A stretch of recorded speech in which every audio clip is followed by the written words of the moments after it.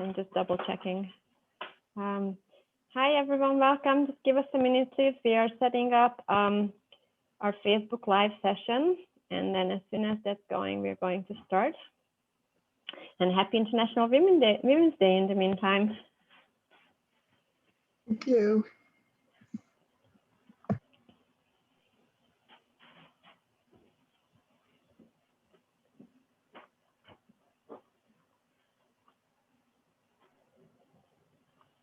It's taking a long time, apologies.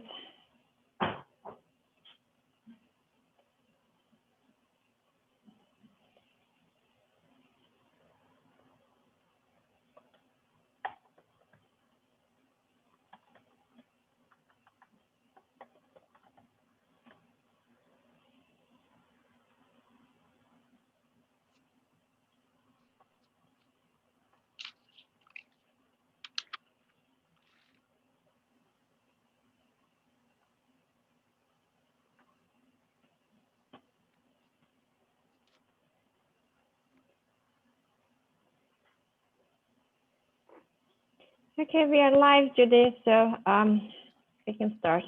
Okay. If you're ready. Thank you. Yeah, I'm ready. Yeah. Well, good evening, everybody. Welcome to another one of the Hunter College High School Alumni Association events. My name is Judith Daniel, and I am Vice President of the Alumni Association Board, as well as Chair of the Diversity Committee. Tonight, in celebration of International Women's Day, we have a special presentation by two presenters, one being my classmate, Dr. Ernestine Duncan, class of 1979. She is a PhD in clinical psychology and is a professor at Norfolk State University with a specialty in African American Women's Studies. And she will be presented with her colleague, Dr. Khadijah Miller, who's also a professor of interdisciplinary studies at Norfolk State University. And she received her PhD in African American Studies. So tonight, they will present information on a woman, Michelle Obama. Again, is highlighting Women's Month, Women's History Month, and today International Women's Month. So I'm just going to turn over the mic to the two of them, Dr. Duncan and Dr. Miller. Thank you. Thank you so very much, Judy. It is an honor to be here tonight with you. I'm really enjoying getting reconnected to my classmates, the class of 79. And I'm really happy to be able to do this with my colleague and my friend, Dr. Khadijah Miller. Well, thank you. I'm excited to be here. I was sharing with Dr. Duncan and also with Aniko that my brother attended and graduated from Hunter College High School. So although I didn't attend, I'm very familiar with. And then also found out a colleague of mine also attended and graduated. So it's a small but large Hunter College High School world. So with that being said, we're going to go ahead and get started to talk with you about a chapter that we wrote a few years back now on Michelle Obama. Okay. All right. So, in 2019, we wrote a chapter in this text that talks about Michelle Obama and the impact and the role that she played as the First Lady of the United States, AKA FLOTUS.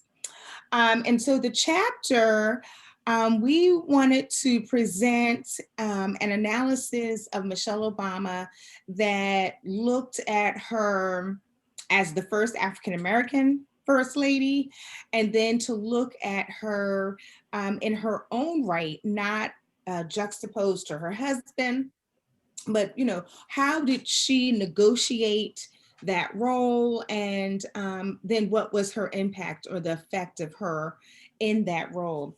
And so when we looked at it, we really thought about representation. And as the first, then she was representing for all other African-American women or gentlemen who would come after her. And so we looked at some theories that could speak to and support our analysis. So we'll talk about negotiated respectability. What does that mean? A social psychological theory, the looking glass self, and then also another psychological theory, an experiment of a tilted or crooked room. And so then we look at Michelle Obama in her own right, though. She is a well-respected, well-educated woman. And so anyway, the book, it's a great book. So if you are interested, buy the book. We get nothing from it. Let me just say, we get nothing from it, but it was a very enjoyable project to work on. So these are images of Michelle Obama. We all know who Michelle Obama is, but just in case somebody wasn't sure, but these are pictures from her very first, the first term. So this is early in their career in 2008, 2009, 2010. And these are portraits of her. And it's important because as we look at this, it's important to look at how she physically presents. In terms of her presentation, the neatness, the conservative aspect of her presentation, as well, and what that means for a first lady as well. And then this is Michelle Obama now, which it's a different look. It's less conservative, it's much more relaxed and comfortable. And mature, if you will, that speaks to her evolution from moving from first lady, respecting and presenting herself a particular way, and then going into post FLOTUS duty, if you will. So, and looking at in the chapter, we look at this concept of a crooked room. So if you would indulge me, and if you would attempt to align yourself to the room. Now, I'm not aligned.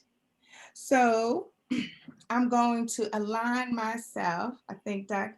Ernestine's aligning herself to the room. Now we're crooked, but we're straight in this room.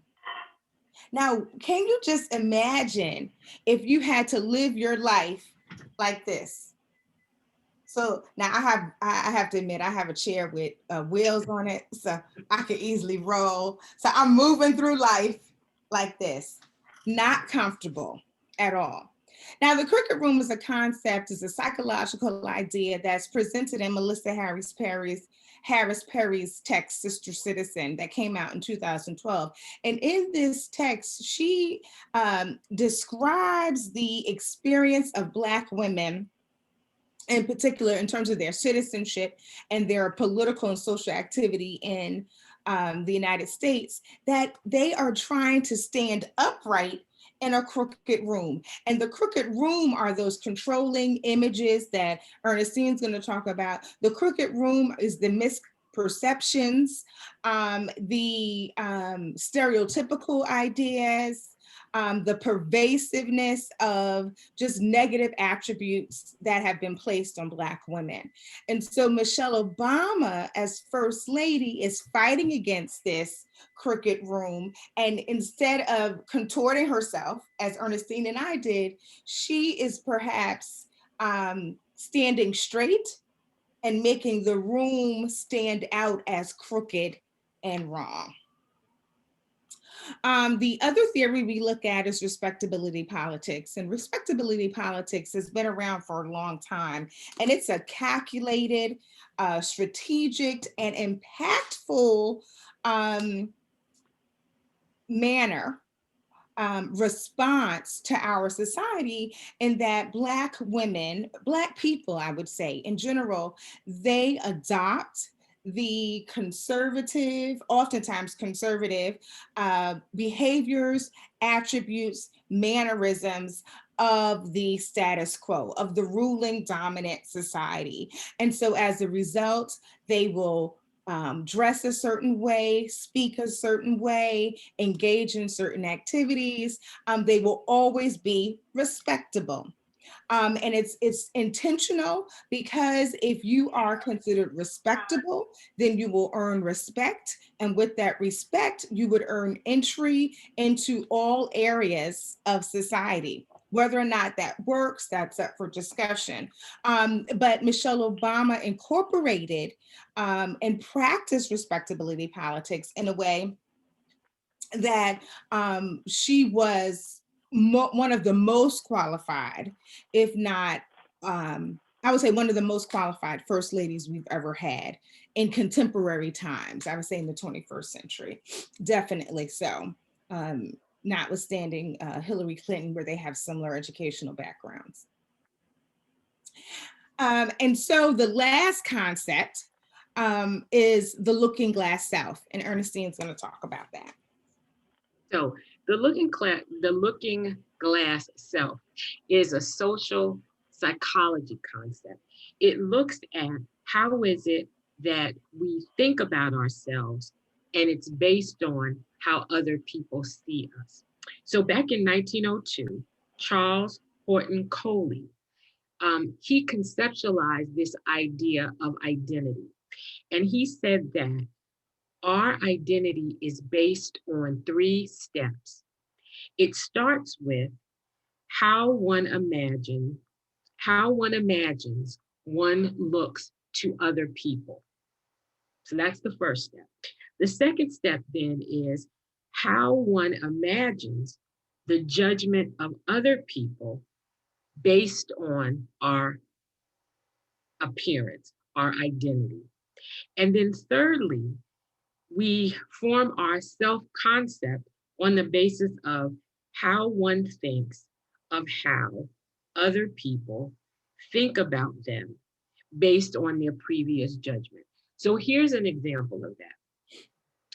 If one thinks that one is intelligent, that one is socially adept, one may go into an interview, and based on the responses or the interaction with the interviewer, you may find that your self-concept is maintained, or it may be challenged. So if you go into this interview and the responses of the interviewers are that they think that your answers are appropriate, they think that you are demonstrating high intelligence, you're going to walk away with your self-identity maintained.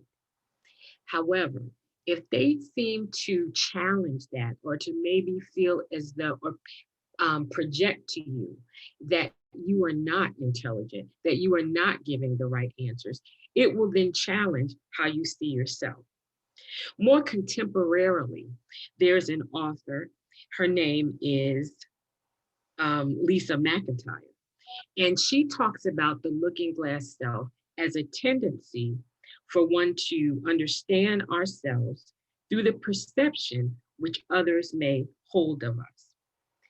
Now, through this development of identity, you see that a heavy weight is placed on what other people think. The reason why this is critical as we talk about Michelle Obama is the fact that much of the way that she ended up having initiatives, the things that she thought were very important, were based on a respectability politics that was determined by the judgment and the views of other people. When we talk about the views of other people, as it relates to this, African-American women, we have to have a discussion about stereotypes. Next slide, please.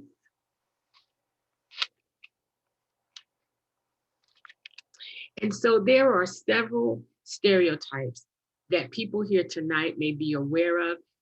This discussion will not be exhaustive of all of them. However, these are the ones that we felt particularly were relevant to the discussion of Michelle Obama as First Lady of the United States. What's critical about these stereotypes is that stereotypes can be economical because they help us cognitively not to have to think of every instance. However, many times the problems with stereotypes is that they are judgmental, they are prejudiced, and they are biased. And for the research that looks at these stereotypes in African American women's identity, we find that these images are controlling. So that we are concerned, Black women are concerned about how we present ourselves, even though we're aware of who we are and our own identities. We play to the stereotypes in order to be respected, in order to be accepted.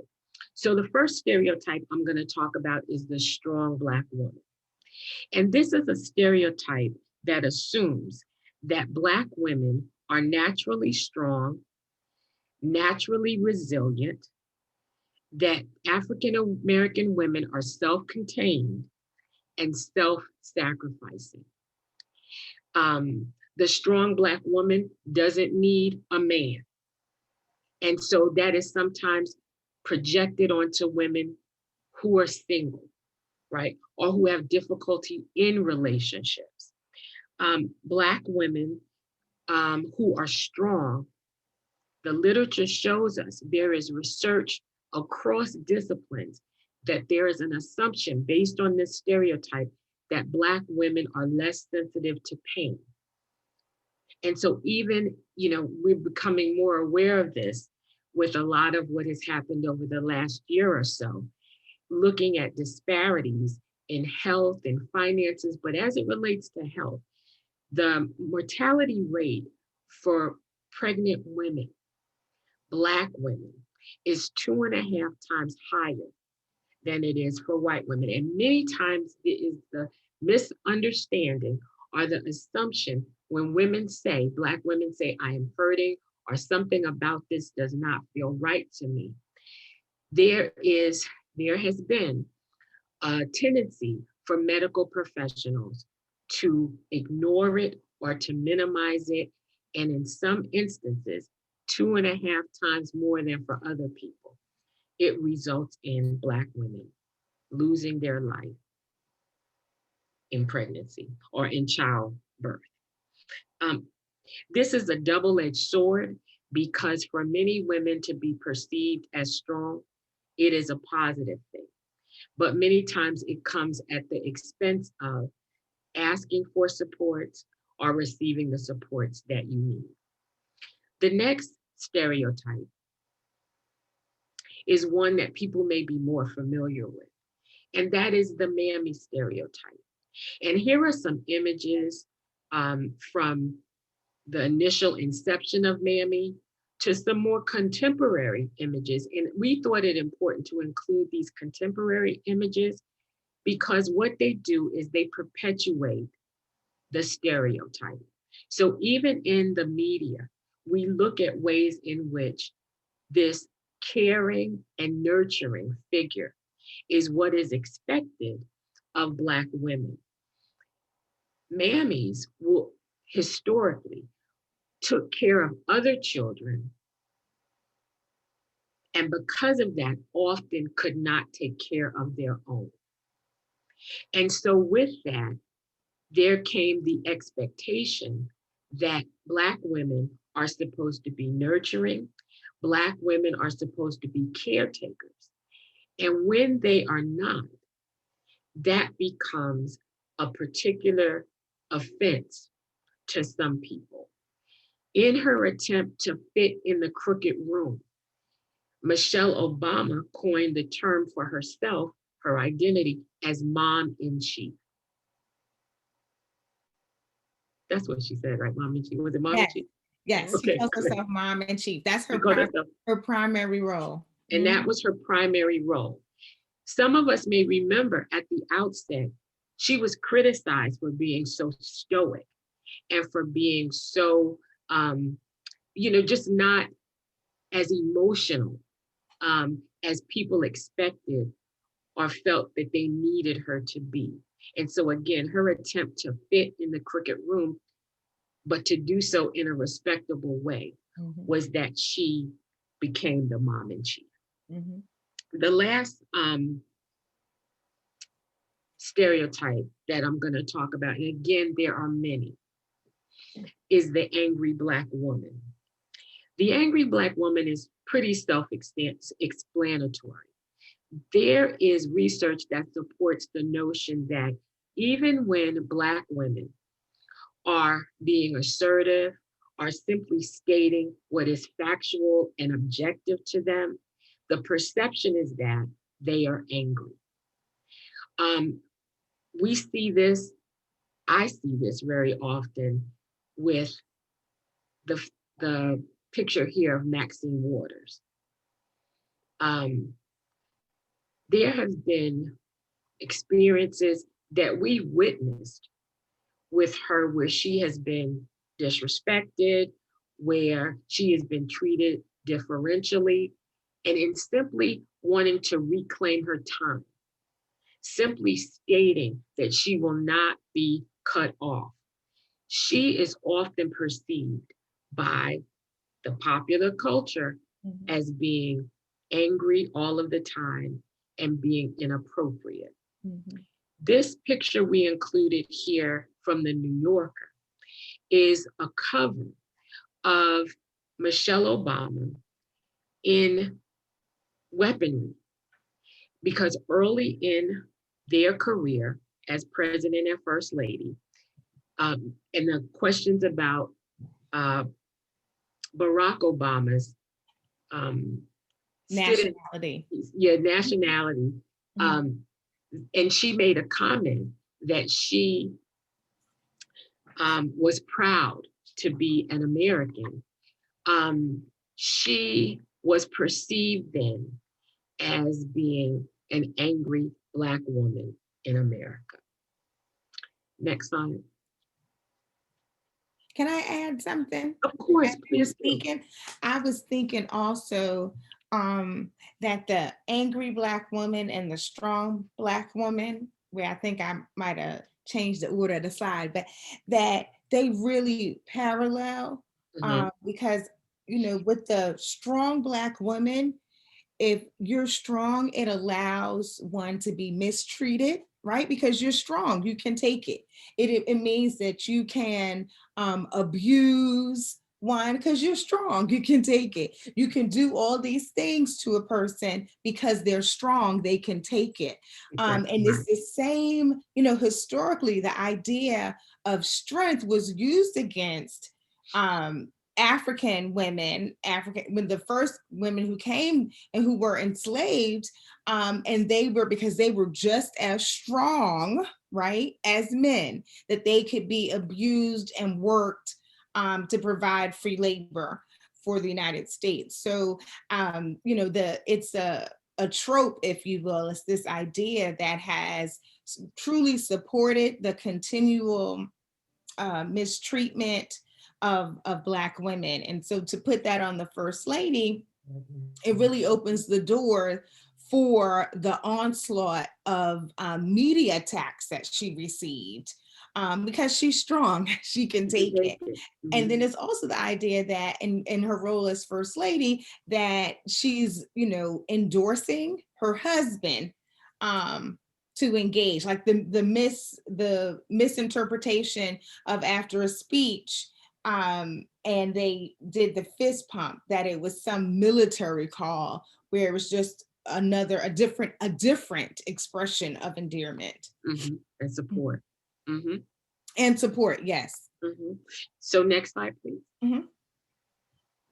So we wanted to look at Michelle Obama's FLOTUS initiatives. There were 4 over the course of the 2 terms, and to look at how her choice was strategic and was intentional to be able to, one, thwart or counter the stereotypes, but she did it in such a way that she no longer contorted herself, but she took on the crooked room.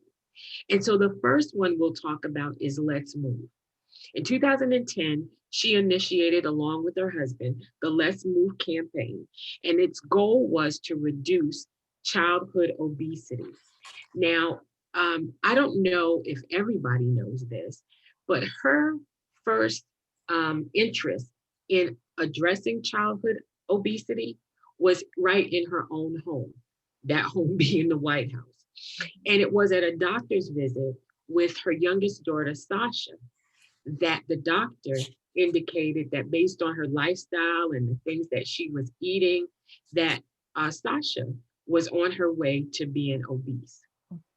And so thinking about a way that she could, and this was extremely strategic in my opinion, because what she took out of her own experience as a mother, she respectfully and very strategically then began to care for others, much like the caricature of the mammy.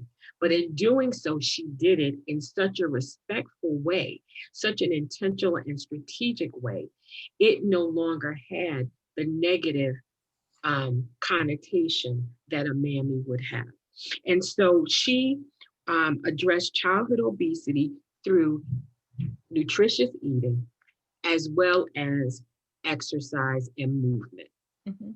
Did you want to add anything to that?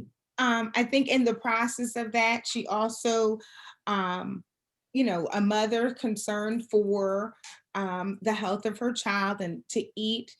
She also, I think it resonated with moms who worked inside and outside of the home for pay and not for pay, who wanted to provide their children with healthy alternatives, with healthy foods, but we know it's very expensive. And we know that food deserts and food insecurities is very real in our country. And so by going back to and implementing the idea of starting a garden, so the White House garden, and then she worked with celebrity chefs to see if there was a way, and at the end of their term, they were working to change some of the food offerings in the public schools. We know most public schools, they'll have a vending machine for sure, right? For soda and snacks. But when it comes to healthy options, that's not there. And so I think she was also, through this idea of I'm a concerned mom and I want children to be healthy, she's also addressing food insecurities, food deserts, and then also the issue with public responsibility in public schools. And she got a lot of criticism when she attempted to make better choices for lunches at school. But the research really shows that it really was dependent on the school district, because there were many school districts that made choices that the kids loved. The quality of lunches is always a contention for kids. But her initiative did effectively remove soda and sugary treats from the menus, but they did not have control at the individual school district level. And that's where she got a lot of heat for the lunches were terrible and the kids weren't eating them. But if you really look at the stats on that, they actually were throwing away less food with her plan in place than they were previously, the fruits and the vegetables. In 2011, along with our now First Lady, Jill Biden, Jill Biden. I'm sorry, Dr. We call her Dr. Jill Biden. They began the Joining Forces initiative. And this was a nationwide call for all Americans to support our military, service members, our veterans, and their families in terms of employment, wellness, and education. And I believe that we will probably see more of that now under this new administration, given that we know that Dr. Biden is an educator, but also that this was her initiative, and it was to support our military families, military and military families. In 2014, Michelle Obama initiated Reach Higher. And Reach Higher was an initiative that wanted children, adolescents in particular, to understand the control that they could have over their futures by completing education after high school. Now, this initiative exposed students to financial aid eligibility, summer opportunities. It was suggesting that any education past high school was critical. It could be vocational education, because we know that not all students want to or have a desire or need to go to a four-year college. So the exposure was to vocational training, community colleges, as well as four-year colleges and universities.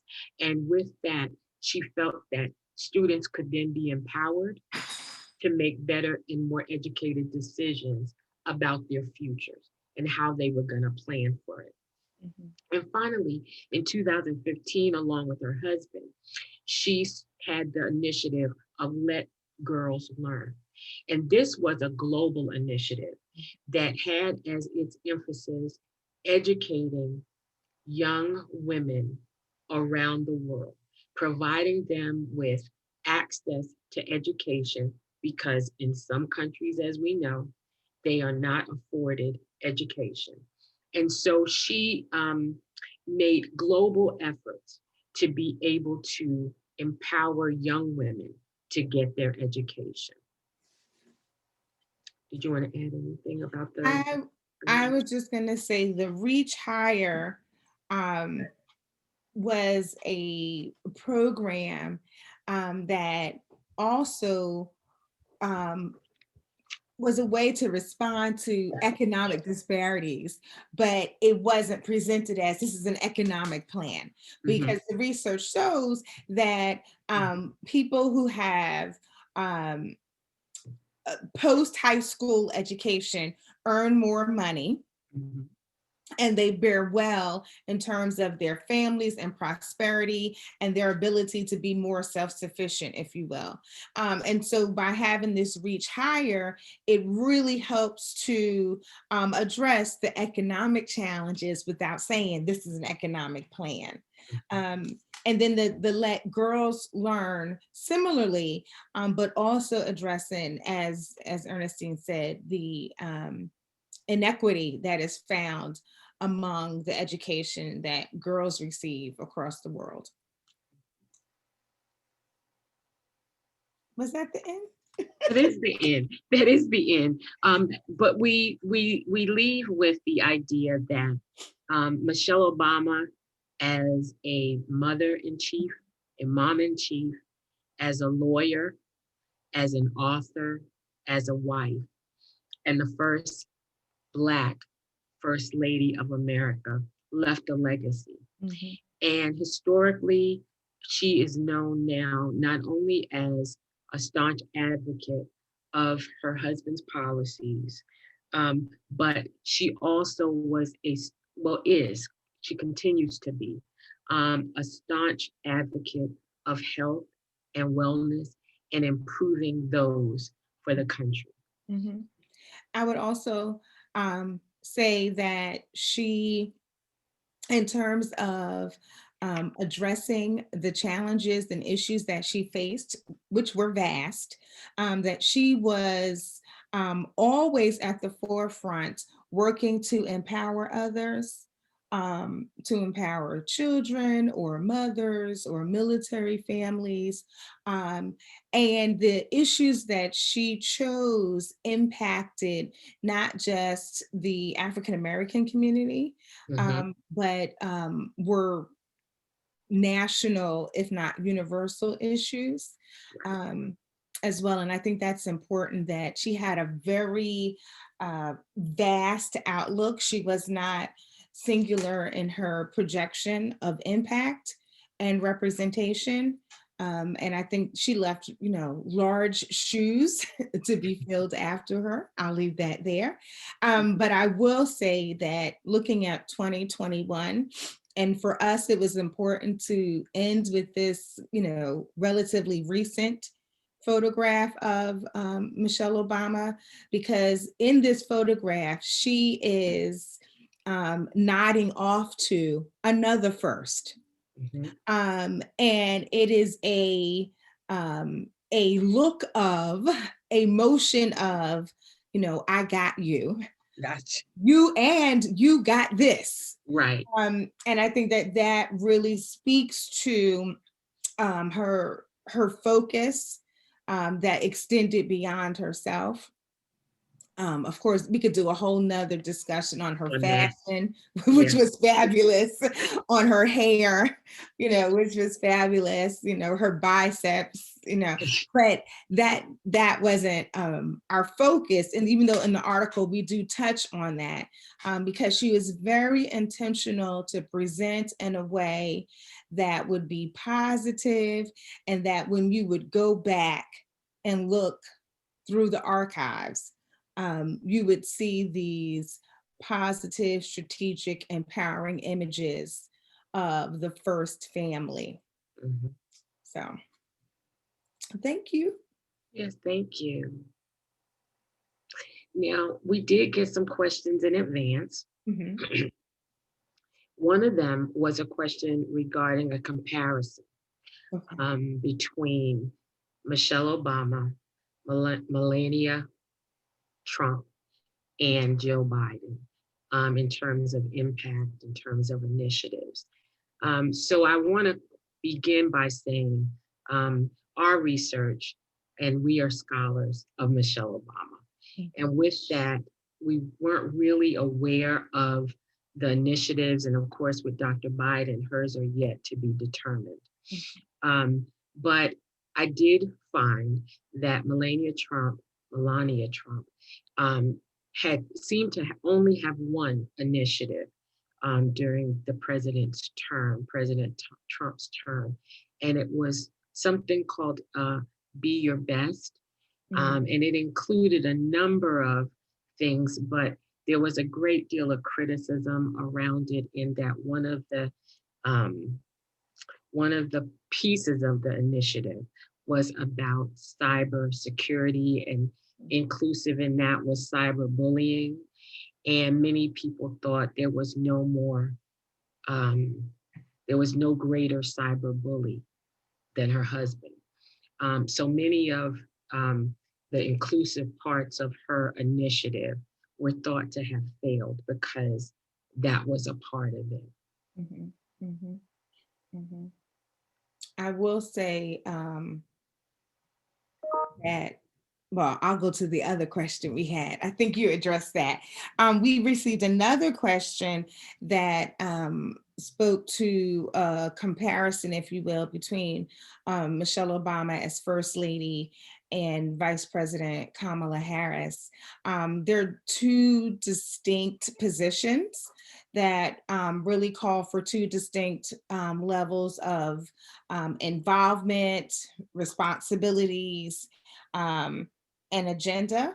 I think it's also important not to compare them or to set them up as a versus, because we don't want to play into, or Ernestine and I as scholars would not want to fall into the idea of competing Black women. But I will say that they have demonstrated a rapport in terms of, we know that when Biden-Harris was going through the election cycle, that Michelle Obama campaigned for them, and that they have seemingly supported each other in various initiatives as well. I will, though, bring up a distinctive element that we touch on in the article, but we didn't talk about it much tonight, and is the difference in background and how women of color may be perceived and or accepted or not accepted. And what was interesting is that Michelle Obama is African American and who speaks of descendants of the enslaved. So she clearly has a connection to the horrific institution of enslavement in the United States. Unlike her husband, who does not. Kamala Harris does not have that legacy line.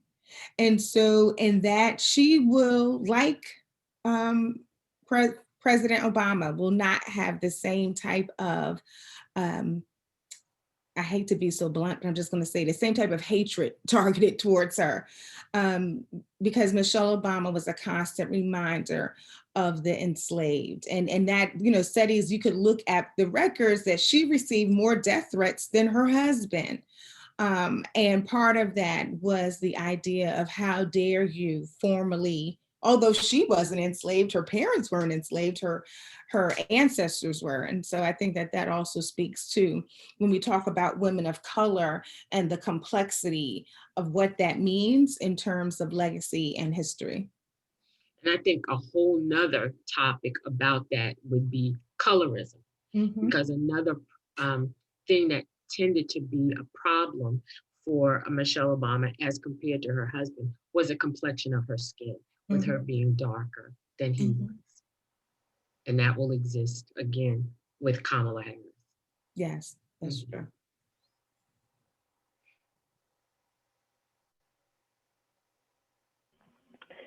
And those questions were submitted ahead of time. Now we're open for, sorry, someone has raised their hands, but, oh no. So if you have any questions, you have a raise your hand function on your computer under reactions. So if you could raise your hands, please, so I can line you up in order. And we don't have a line. Peggy, you are the one and only at the moment, so go ahead.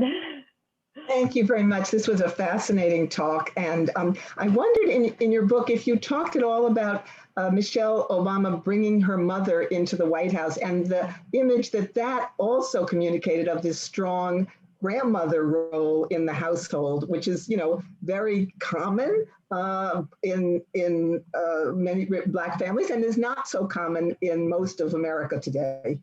But I thought it was a wonderful symbol for inspiring people to the role of the grandma. It was, and actually, Khadijah and I talked about that yesterday, and we said we were going to discuss it today, but I think you just kind of get with the flow of things. Right. So thank you so much for that question, Peggy. Yes, we think that again was a strategic move on the part of the Obamas to include her mother.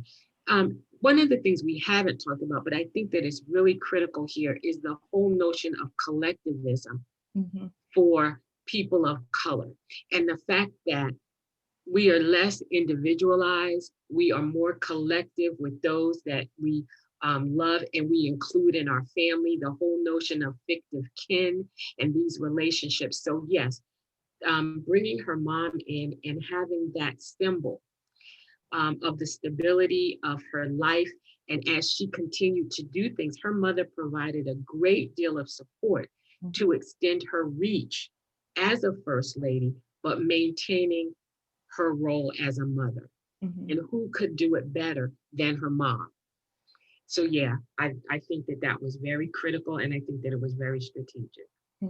I agree. The only thing I would add to that is I think that also part of the strategy is that it served as another layer of protection, which I think was critical for them at that point in time, that the grandmother allowed a protection on those two girls. Because, I mean, who can you trust? And that there were so many daggers. And so it spoke to the importance of that for them to survive, I think, to survive 8 years in the White House. And, as you said that, it also made me think about establishing a sense of normalcy, because clearly those girls needed to be protected. But if you have heard any of the interviews that Michelle Obama has done about her daughters, one of the things that she was really committed to was making sure that they did not live indulged, lavish lifestyles because of who their parents were. And so she was committed that they had to make their beds. There were certain things they had to do. And I think that the mother also reinforced that as a more normal kind of lifestyle that they were used to. And she was a buffer between all of the White House staff that was willing to do any and everything for them. And she kind of stood between them. So I just wanted to ask, how did you come to get involved in writing this chapter? And did you ever have a chance to meet Michelle and speak with her?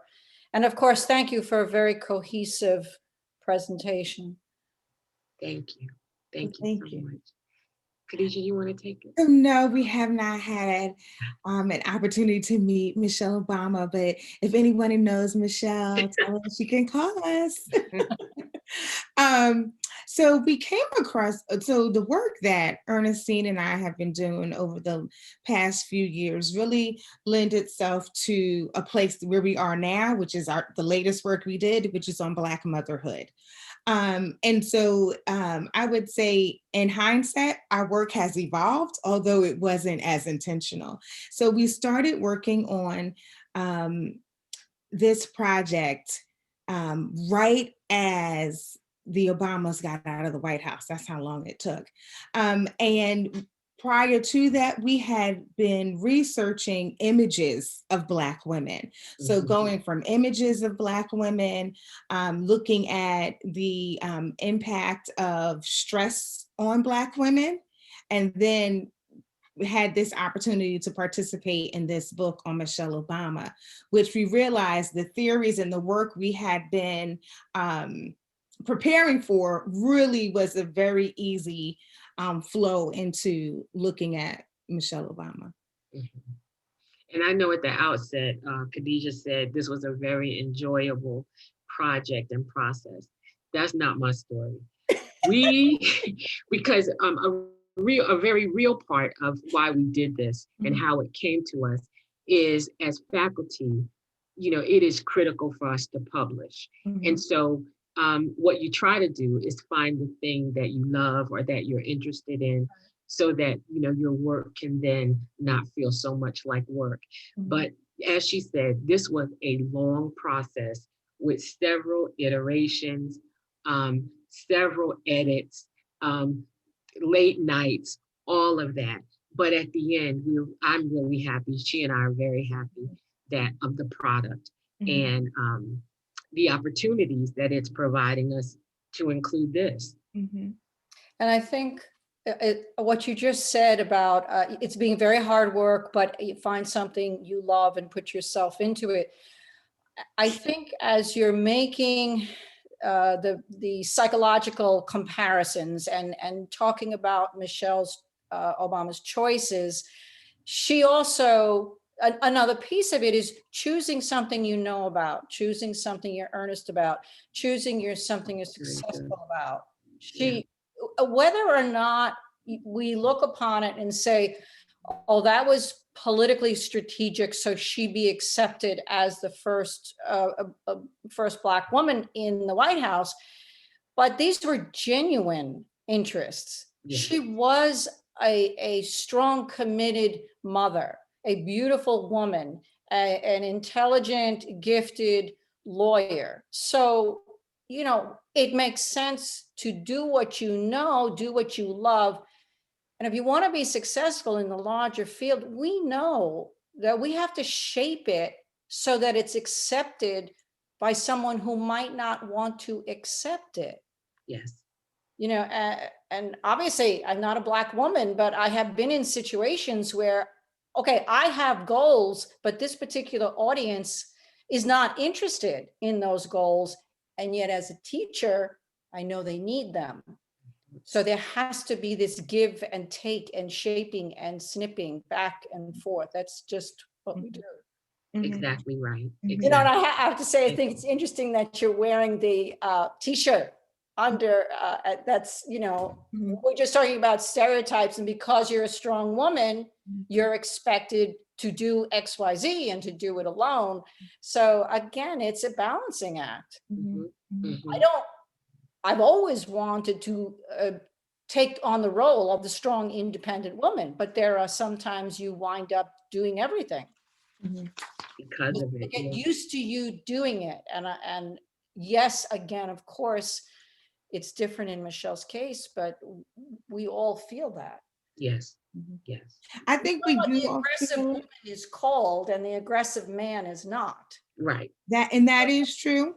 That is true. I do think that there also are other layers that lend themselves to social class. And I think honestly, in her case, race, there Mhm. were, a whole nother level.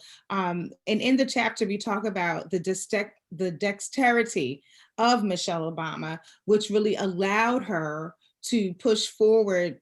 And I think you said it perfectly, these initiatives that she was passionate about and qualified to do, which is, the ability to shape it in a way But that it would be accepted. how do you think she maintained her patience and joy and grace under all of it? That's why I wondered if you had spoken with her, Mhm, Mhm. mhm. Mhm. because it's not easy. No, it's not. You know, I think that our interest in this and our passion about researching her is that although hers was at the level of the White House, this is the lived experience of many women, many Black women. We can talk about intersectionality, but this is the lived experience. And so, when you don't give up because you feel as though what you have to do, what you have to say is necessary, it's the double-edged sword, because then you're seen as resilient. You're seen as being able to take on the next thing. So if I had to answer, how do I think she did it? She did it like so many of us do it every day. And it is, you just get up every morning, you put your feet on the floor, and you do what needs to be done. And you get poured into the way that you can. And that's why the collectivism piece is so important to me. I am because we are, and because we are, therefore I am. Khadijah and I, many a day, we're supposed to be writing, but we spend an hour of the writing venting to each other about the demands on what we are expected to do. At the time that we wrote this, we were both department chairs of some of the largest departments at our university. And so scholars, yes, but women first, moms first. My daughter had just left for college. Her daughters are a little bit younger, but there were things that we needed support from each other. We needed support, and we were fortunate to be able to get it from each other. So I think having her mother there, I am sure that Michelle Obama has a circle that supports her. Her husband very obviously was her support. And so I think that some of the ways that she did it are the ways that all of us do it every day.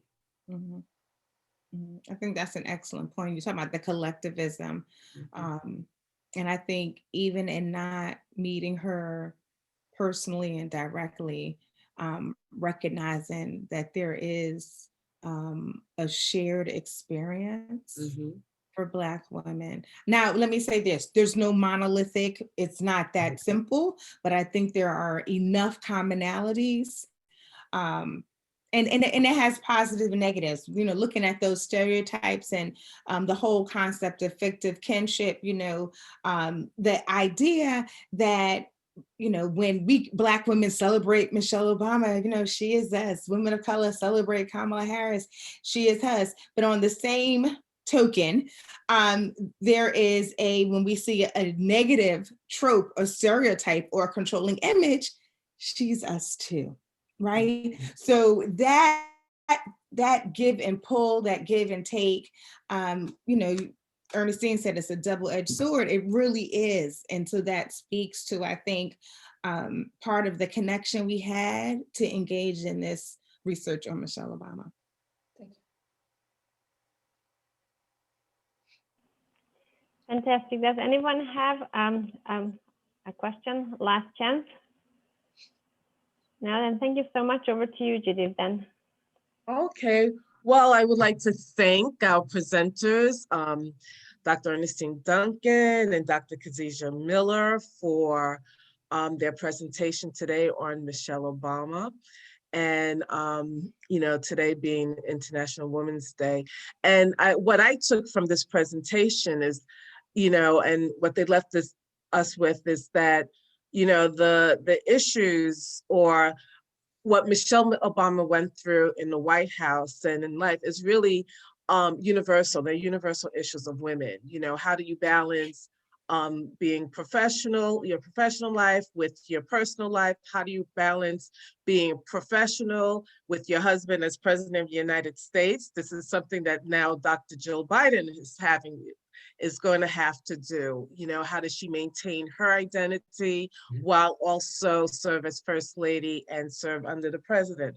So these are things that are, you know, there are issues that came out, you know, and were discussed particularly to Michelle Obama, but really things that we can relate to as women and professionals. Yes. So on that note, I would like to say thank you again to the two of them, to Khadijah and Ernestine. And I would like to say thank you to our audience for joining us for this evening's presentation. And we here at the Alumni Association look forward to bringing you more events for you to join, and we hope to see you soon. Okay, thank you. Thank you too. Thank Thank you. you, Aniko. Aniko, thank you so much for all of the support. Yes, Thank you so much for the presentation. It was lovely. Okay. Thank you so much. Bye, everyone. Have a good Bye. night. Thank Good you. night. Good night.